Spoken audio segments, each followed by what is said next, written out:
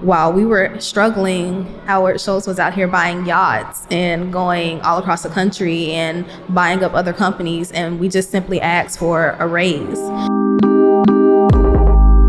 Good morning, Libretta. Welcome in our studio Solidaire. I'm so proud that you're here to talk to us about a new generation of unionized workers in the United States. But before we start, can you please introduce yourself a little bit more to us? Yeah, so my name is Libretta. I'm from Memphis, Tennessee, United States. I am also part of the Memphis 7 workers that were fired in Memphis, Tennessee for trying to start a union in our store. And I'm here representing Workers United. When did you start working at Starbucks? I started working in December of 2020. And so right in the middle of the pandemic, everybody was masked up and it was a little scary going into there. Everybody knows the complicated Starbucks drinks. And so I was a little nervous, but I got the hang of it pretty well. But yeah, it was in the middle of pandemic, so a lot of workers were constantly getting sick and we had our stores closing a lot. So it was just a lot of pressure. I can imagine that was a lot of insecurity. So because you're a Starbucks expert, I have to ask you this question. What beverage would you recommend to us? Well, what I usually drink is a brown sugar oat milk latte, iced. I hate hot coffee. So I say any iced coffee is great. I can imagine a little bit of sugar is good to give you some energy for this whole campaign of unionization. I also heard that the union and social struggle, it's in your DNA. Mm-hmm. I heard that both of your parents are unionized and that your grandfather was protesting alongside Martin Luther King. Can you tell us something more about that? So as you said, my grandfather, he was a civil rights activist in Mississippi. It was very big in Mississippi, civil rights activism. And so he did a lot of sit-ins and marches and things of that nature with Martin Luther King. And that kind of spearheaded, I guess where I pull it from, my union activism. And both my parents are unions. My father is in a union at my school at the University of Memphis, and my mother is in a teachers union. So yeah, you could say it's in my DNA. I pulled it from them. I can imagine that's a motivating environment to grow up with. I heard that it's your first time in Belgium. Yeah. So you already tried the Belgian waffles. Yes, they're really good. That's really great. I heard the chocolate has still to be delivered. Yes, I gotta get some chocolate. So let me explain something more about Belgium. Here in Belgium, we have a strong tradition of workers being unionized. But I heard that's very different in the United States. Mm-hmm. But over the last decades, something is changing. More and more people are getting a member card of the union, and you are one of them. Can you explain to us what triggered you? Why did you become a member of the union when you worked at Starbucks?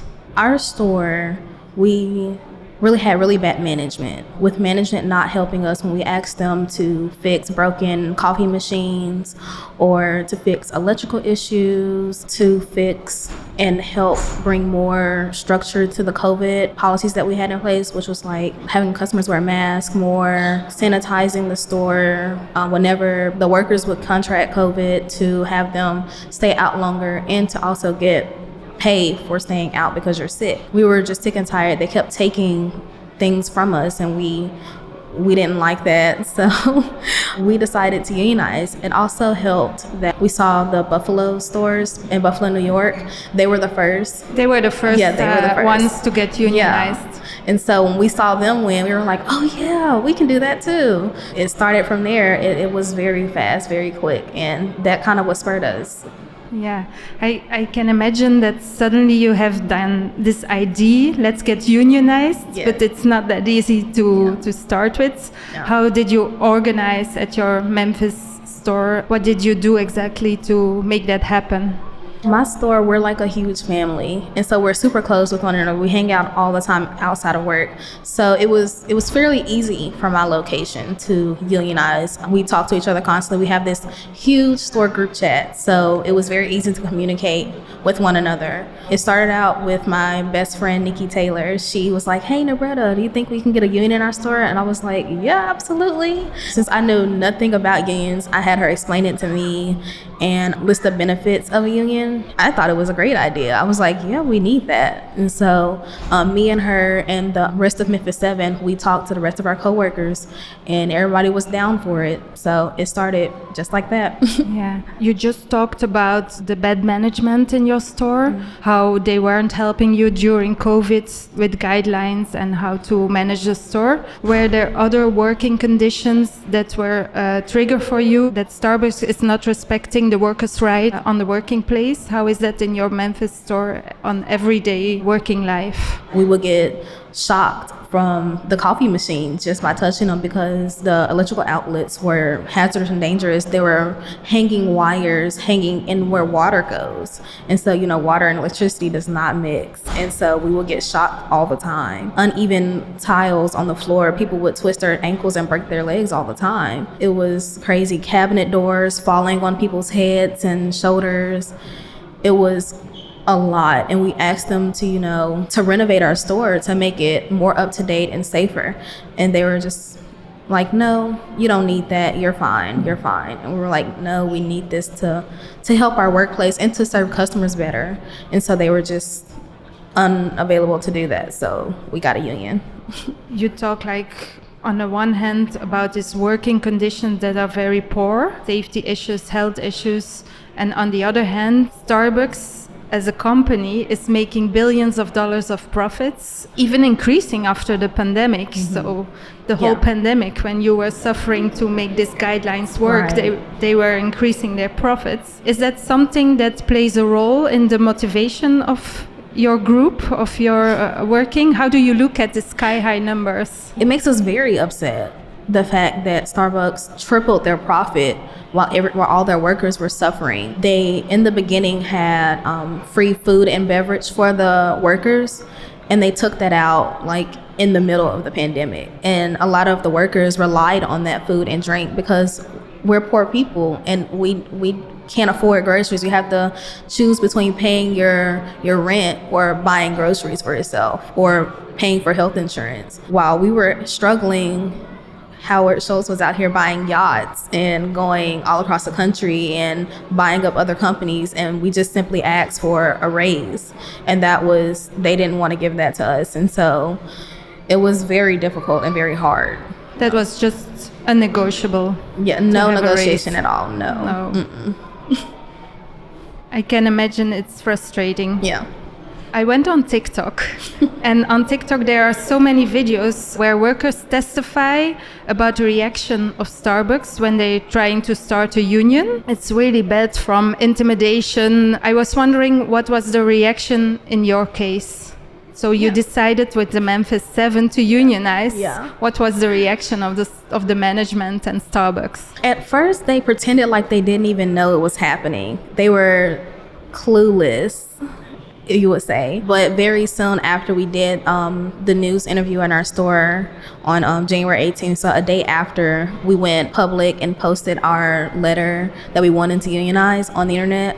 We did a news interview the next day. They asked us, the basic questions, why you want to unionize, things of that nature, and we did those things. I guess they weren't too happy about what we had to say about that. And the next week, they told us, oh, you can't do that, and they made it seem like we broke all these rules. That's how they ended up firing the 7 of us at our store. So at first they acted like they didn't know anything about it, but they were probably scheming, in the background to figure out a way to get us out of there, because they knew that if we remained in that store, that without a doubt, we would have 100% support of the union in that location and in the city. We were powerhouses, and they had to get us out of there at one point, and they did.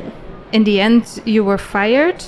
Was it something you expected to happen, having seen the reaction of Starbucks on other stores trying to get unionized? Were you in any way prepared for that? We weren't prepared. We didn't think they would fire us. We were prepared more so for increased surveillance from upper management to surveil us. We were expecting more aggressive customers. We were expecting for them to nitpick and pick things to write us up for. We were not expecting to be fired. But it also didn't really come as a huge shock. It was an initial shock shock, like, oh my God, I got fired. But yeah, how did it make you feel? Because it's a huge thing to get fired. Yes, that was my first time ever being fired from a job. Like, I can imagine. Yeah, I'm a great worker. I've never had anything on my record. And so to just go from being like the perfect worker to being fired, I was a little upset about that, because I know my work ethic and I know the other Memphis 7 work ethic. We're great workers, and for them to fire us, it was heartbreaking at first, but we got over it very quickly. Yeah, indeed, you got over it quite quickly, and you decided to go to court, you and the union. Yes. How did that go? So we did win our jobs back. Yay. Yes. That's great. Yeah. So we just won our jobs back. They have to let us go back to work. They also have to give us the hours that we were working before, because when we were unionizing, they started cutting our hours. Yeah. And so they have to put us back at the hours of working, so 40 hours a week. And they have to give us all our benefits and any raises that they've given from when we were fired up until now. So they did get a raise, so we automatically get all of those benefits applied back. Yeah. And I can imagine it's not that easy to go to court as a single worker. Was it the union supporting this whole trial, or how did that go? Yes, the union has been a huge support. That's why we weren't so worried about being fired, because we knew our union had our back. They told us, you do what you got to do, we got you. And so that's what they did. They made sure our bills are paid. Yes, yeah. They made sure we were okay. And in return, we continued to help them unionize more locations. Yeah, it was awesome. You already mentioned it. You got your job back. You won this fight against the mighty multinational. What's the situation now in your shop? So right now we're working with upper management, with our manager, to find a day that we can come back to work. We've already handed in our reinstatement letters saying that we all do want to go back to work, because they tried to paint a picture that we didn't want our jobs back. It's like, oh, you talk so bad about the company, you don't want your jobs back. We do want our jobs back. We're waiting on them to give us a date to come back, and we're just going to see how it plays out. That's great. So in the meantime, I believe already 260 Starbucks shops are unionized and still counting. Yes. You could say like it's a fast spreading virus. Yes. That's a good one though. Yes. Is that something you constantly work on to spread this unionization, to enhance this evolution? How do you do that? We use social media a lot to our advantage. I think that's what's helped us a lot. And with our generation, with my generation per se, we use social media for everything. And so it definitely helps to talk to other stores and to spread the word. As you've seen our TikTok, and that's how we get people engaged with unionizing, especially in Starbucks, because people don't think Starbucks, when you think of union, you don't think Starbucks. You think Starbucks is like the perfect company, and it's definitely not. So we use social media to our advantage. Twitter is our best friend. We put everything on there, and TikTok as well is our best friend. We make a lot of silly videos, but they're very important and very informational if you pay attention. Yeah. In the meantime, also, I think in March 2022. Howard Schultz, the founder of Starbucks, he returned as a CEO with a clear goal of slowing down unionization. Has that changed anything since he's back? Yes, a lot of new policies have been created to target union stores. Could you give some examples of that? Yes. Before, we could talk to media. News crew came into your store and wanted to interview you. You could interview with them. Now you can't. They have to talk to your manager, and then the manager has to send them to the Starbucks media person. And if you do talk to media, you'll get written up. You also aren't allowed. And is that something that's legal? No, it's very illegal. Starbucks doesn't care that it's illegal, though. They just do whatever they want to do. Everything they do is pretty much illegal. It's illegal to fire workers for trying to unionize. They did that. It's illegal to deny benefits to union workers. They did that as well. It's illegal to give some of your workers raises and not all of them. That's illegal. It's illegal to close your store down, like to close locations down because of the strong union in that location. They don't care. They have the money to pay those fines. So they will use all of it to stop the union. Are there other examples of new policies that he's implementing right now in Starbucks? You're no longer allowed to wear your union shirts. Like, I couldn't wear this shirt to work. They would immediately write me up and send me home, which is also illegal in the United States. You're allowed to show union representation in your store. Like, you're allowed to wear pins. We wear them big. We like them to show really big, bigger than our other pins on our aprons, and they didn't like that. So now they made a rule to where your pins have to be the size of a dime, which we know nobody can see that, and they know that too. They're very nitpicky on just small mundane things. Yeah. I want to talk some more with you about the things that make it possible to win a fight like this. Like, obviously, you already told us you had a big support of the union, but I think public opinion is also very important. And I wonder, you as a 23-year-old living through this whole story, what did your friends, your family think about it? How did they react? My family, they're huge support. They were all for it because my parents, like I said before, they're in the union, and my grandfather, like their father was doing things like this, so they're used to it, and they supported me 100%. Most of my friends are the friends that I work with at Starbucks, so yeah, they understood.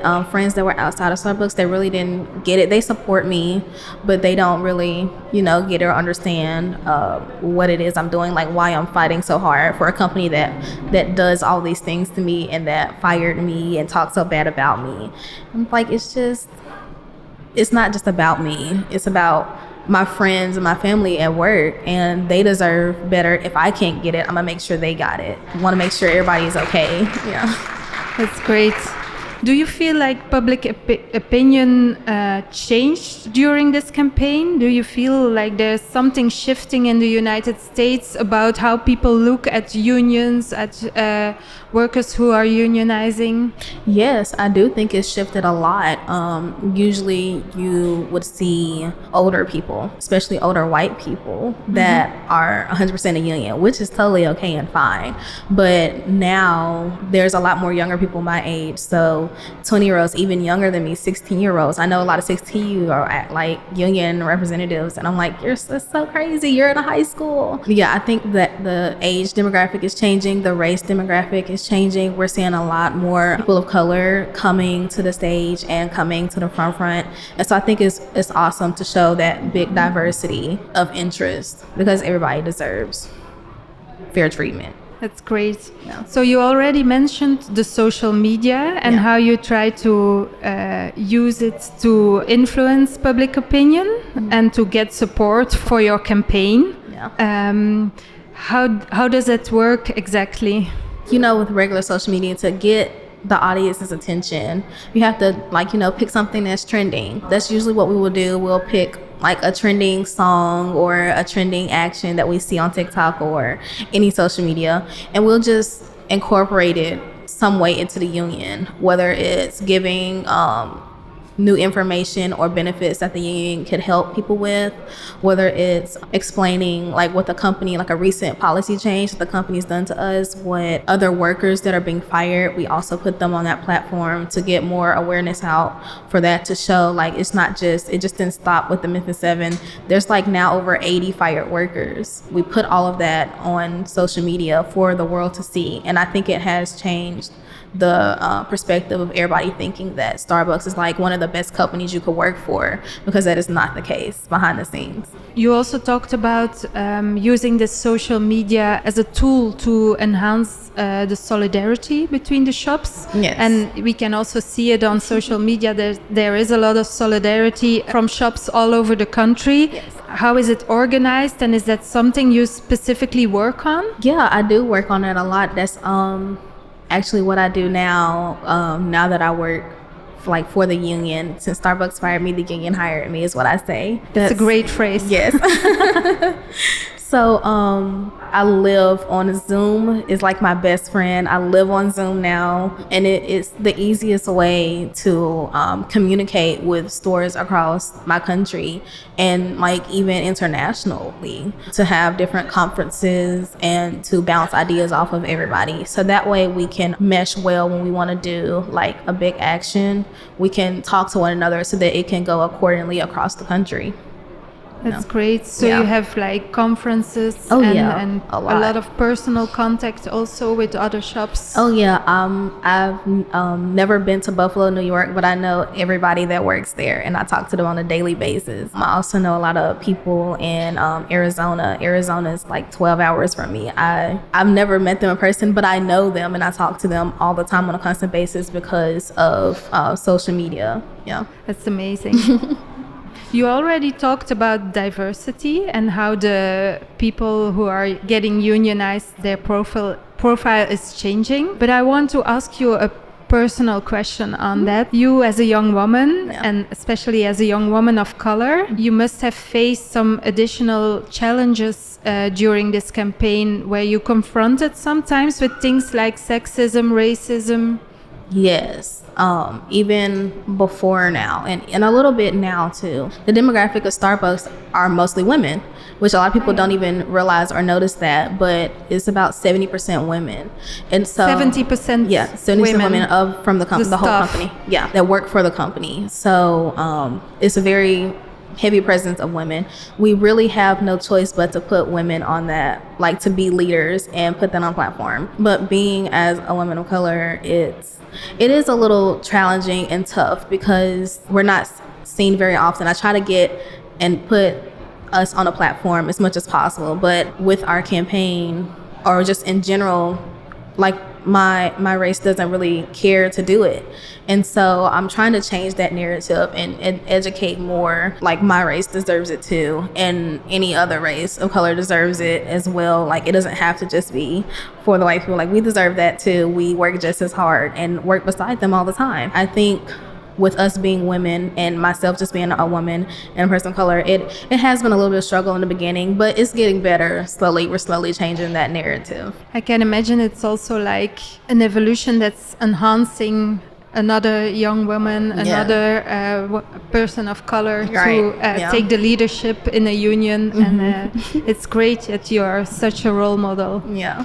To go to the end of this interview, I can imagine that this whole experience, like being fired, going to court, it must have been quite a roller coaster for you and your co-workers. What's the biggest lesson you have learned about our capitalist economy? Is this something you learned while having this campaign? Yeah, a little bit. I've learned that there's a lot more poor people than what we think, and that really helps. I think that's really what's helped inspire this huge like wildfire is what I call it of unionization. I think the pandemic also showed that as well, with everything being closed down and people losing a lot of jobs and having to turn back to the essential workers during the pandemic. So a lot of people having to turn back to those jobs, and then I think almost kind of humbling themselves and bringing them back to, oh yeah, we like there's more poor people and we're all poor. I think that's like one of the main driving factors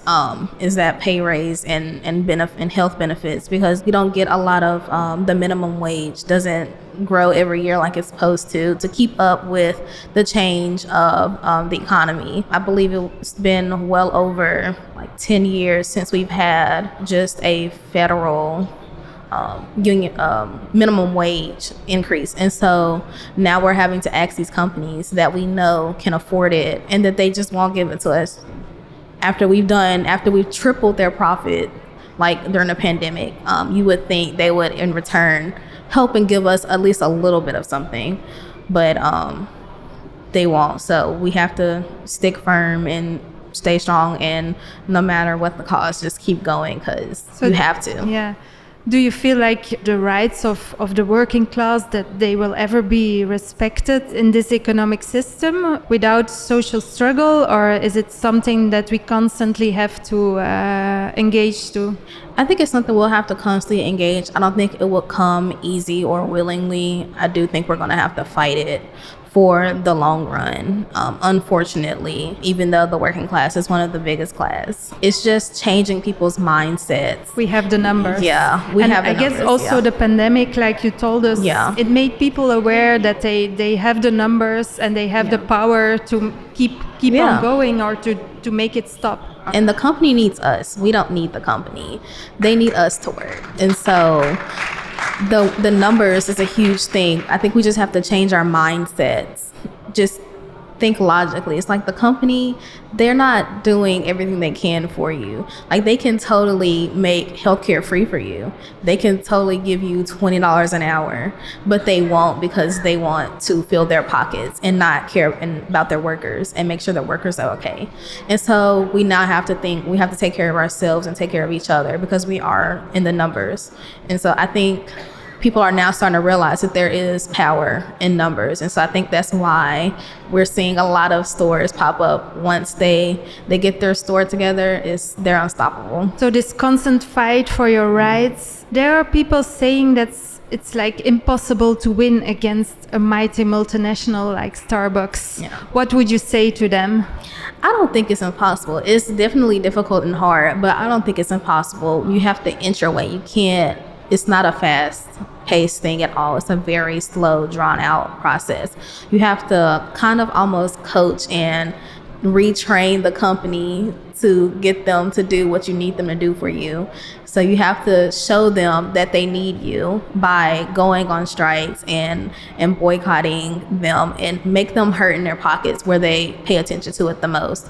And then you turn around and go for, their branding. And it's like, well, I'm going to, tell the public everything that you're doing to me because they think you're like this saint, and I'm going to show them, your true colors, and they don't want that. And so you kind of have to like coach them and train them into getting what you want and need, which has worked. You have to keep the pressure. Yes. So one final question for you, Nebretta. What is your biggest dream for the future of the working class?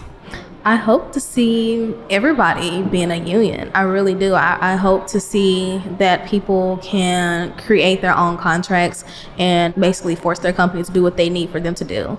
We shouldn't have to go to work being fearful or going to work dreading going to work. You should enjoy going to work, enjoy what you're doing. And so I really hope that the working class grows and we're not considered the working class anymore. We're all just one big class, and that big corporations will stop taking advantage of their workers is what I hope, for sure. It's a great statement to end this podcast with, and to continue our fight for a better future for the working class all over the world.